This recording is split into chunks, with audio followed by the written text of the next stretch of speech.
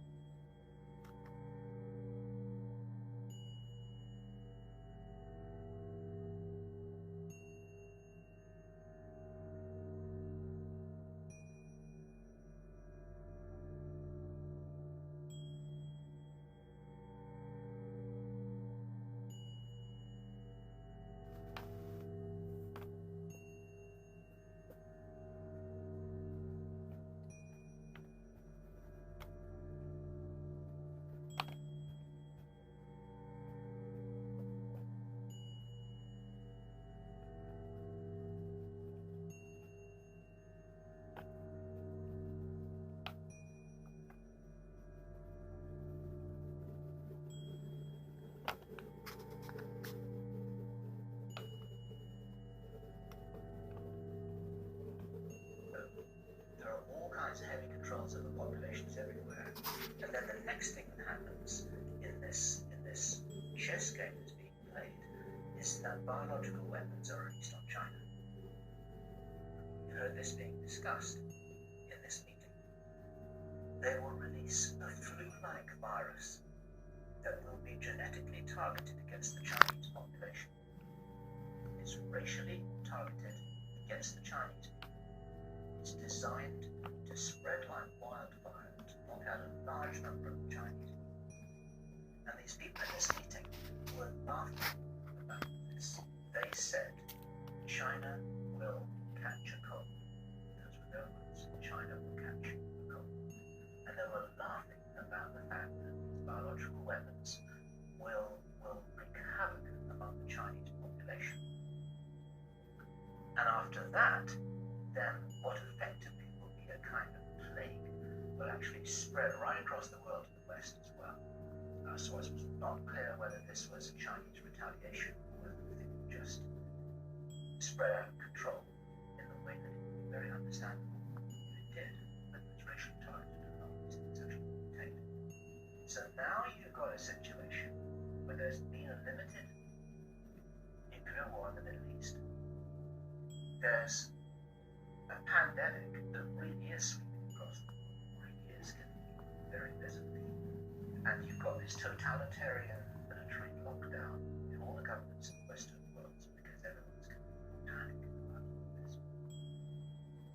And then, he said, then the real war starts. Something that would be justifiably called the Third World War, much more major exchange.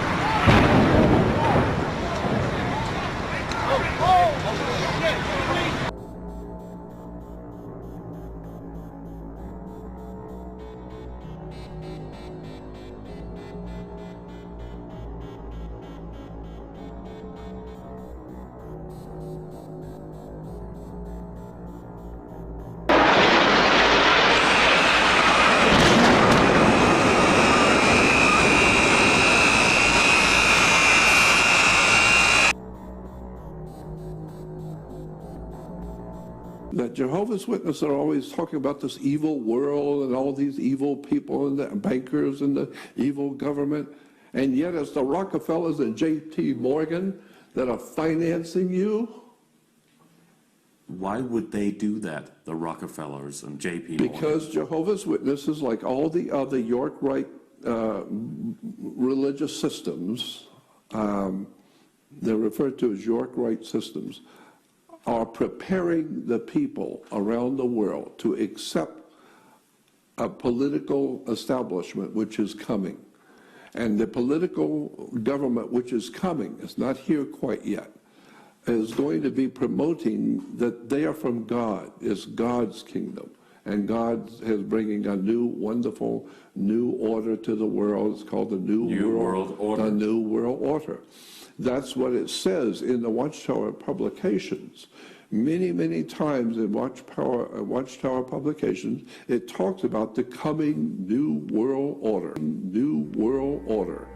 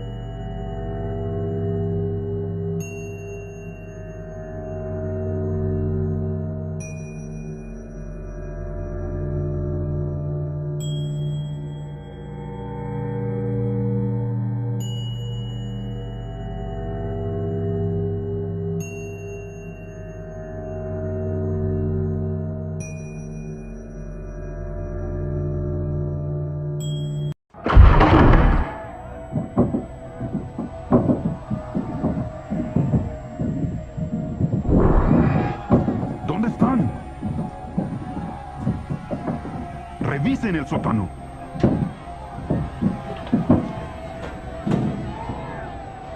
¡Esa puerta!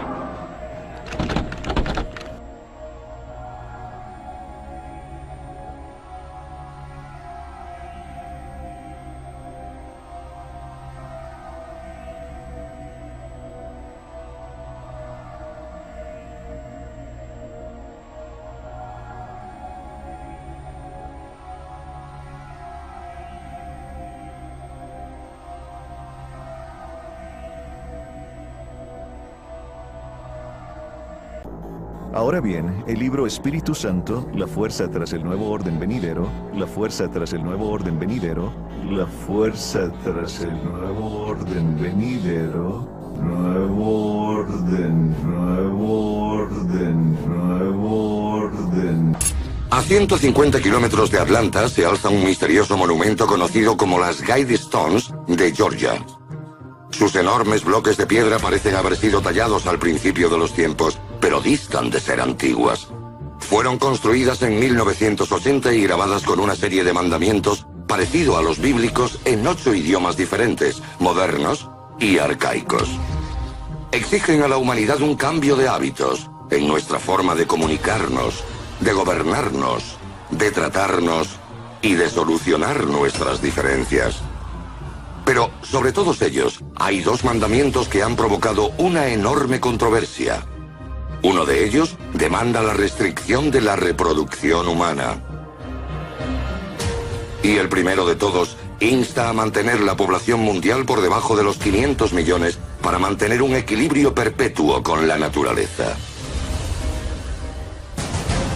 Actualmente la población mundial ronda los 7.000 millones de personas.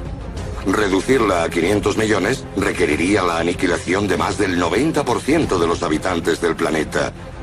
Reducirla a 500 millones requeriría la aniquilación de más del 90% de los habitantes del planeta. Of the Anglo-American Illuminati network also share the same philosophy. They believe in a single, all-powerful superstate, which is governed by a single world leader. If the Illuminati were successful, and their dream would come true, it would be a virtual hell on Earth. That is what the New World Order is all about. It's a living hell. It's Orwell's worst dream and nightmare.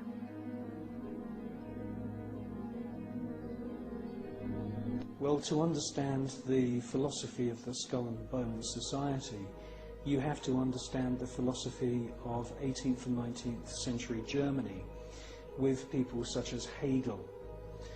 Now, the dialectic system, the dialectical political system, was not devised by Karl Marx. It was actually developed by Hegel, Fichte, and also contributed to by Kant. These German philosophers believed that you could create change in society by conflict. And this could be, for example, political conflict, the conflict between left and right. From this conflict, a new political system would come about, and this would be a synthesis of the two views. Now, that sounds pretty innocent, but in actual fact, the dialectical system is used in military combat as well. And Hegel's plan, which is being actually carried out right now, is to create conflict, to create wars. And through the creation of wars, several things happen. First of all, the companies which manufacture the missiles, the guns, the bullets, the uniforms, and all of the paraphernalia to do with warfare, all make huge profits.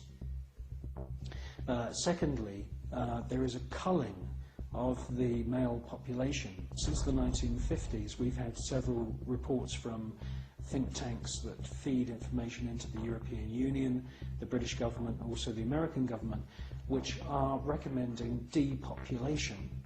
And there is several plans which we believe have been put in motion right now. And obviously war is one way of depopulating the planet. Now, in addition to creating false conflict and engineered wars, the Hegelian philosophical system, which is being followed by the Skull and Bones Society at Yale and also the group at All Souls College at Oxford University, the Hegelian system also requires complete and utter obedience from everyone in society. The idea of freedom, freedom of thought, freedom of the individual to choose what they want to do with their lives doesn't come into play at all under this German Hegelian system. In actual fact, Hegel says that the individual should be 100% obedient to the state, and the state should take on the image of God. La fuerza tras el nuevo orden venidero, nuevo orden, nuevo orden, nuevo orden.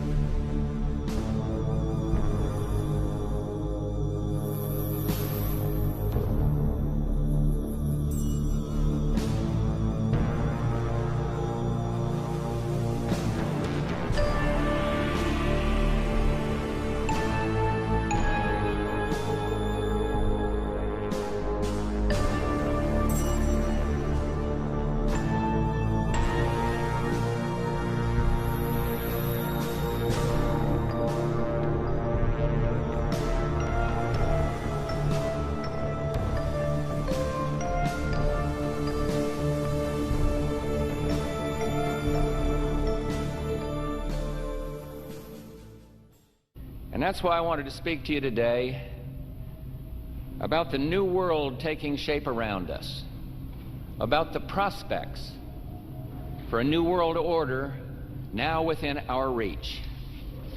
In the coming weeks, I'll be talking in some detail about the possibility of a new world order emerging after the Cold War.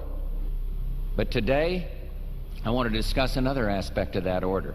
You see, as the Cold War drew to an end, we saw the possibilities of a new order in which nations work together. It refers to new ways of working with other nations to deter aggression and to achieve stability. As old threats recede, new threats emerge. The quest for the new world order is in part a challenge to keep the dangers of disorder at bay. We must build on the successes of Desert Storm to give new shape and momentum to this new world order. Only when this transformation is complete will we be able to take full measure of the opportunities presented by this new and evolving world order. The new world order really is a tool for addressing a new world of possibilities. Where are we as we think about this time in American foreign policy? Are we at a special moment which is being redefined? Or are we creating a new world order? We're at a moment when the international system is in a period of change like we haven't seen for several hundred years. We're the principal leaders in creating a new world order and a winning strategy in the Cold War.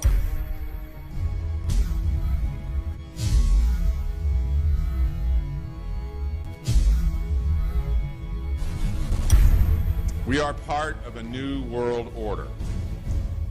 And as the recently departed Admiral William J. Crowe once said, it's long on new and it's short on order.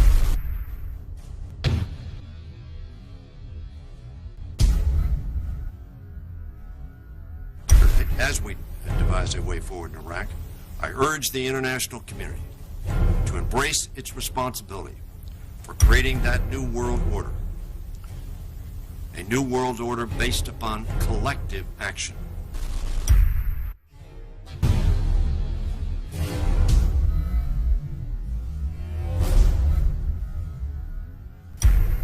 The transatlantic partnership was never just the foundation of our security. It was the foundation of our way of life. It was forged an experience of the most bitter and anguished kind. Out of it came a new Europe, a new world order.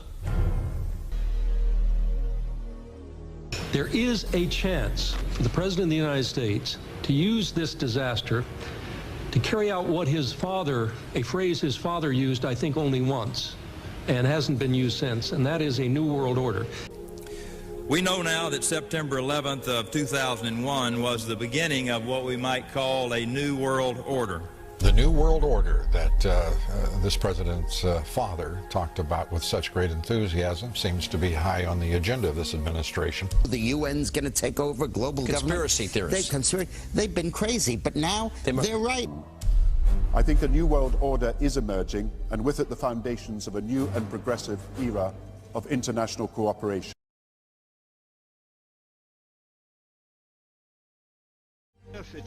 2009 is also the first year of global governance, with the establishment of the G20 in the middle of the financial crisis.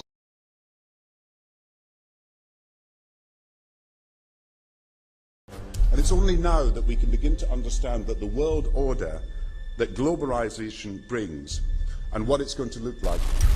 But what does the new world order mean for countries like ours who are looking to succeed?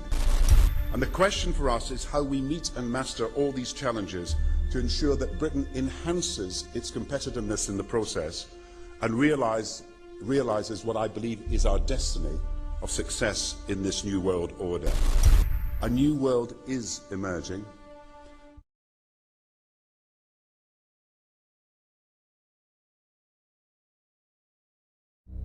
One of the ways it will drive the change is through global governance and global agreements.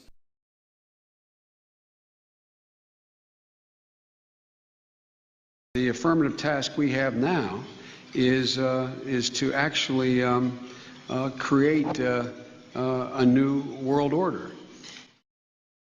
El tema de la seguridad mundial ya no pueden ser enfrentados por los países en forma individual. Necesitamos trabajar en conjunto. Y en nuestra opinión esto va a requerir un nuevo orden internacional que reemplace al que nació después de la Segunda Guerra Mundial en Bretton Woods y que sea un orden mundial adecuado.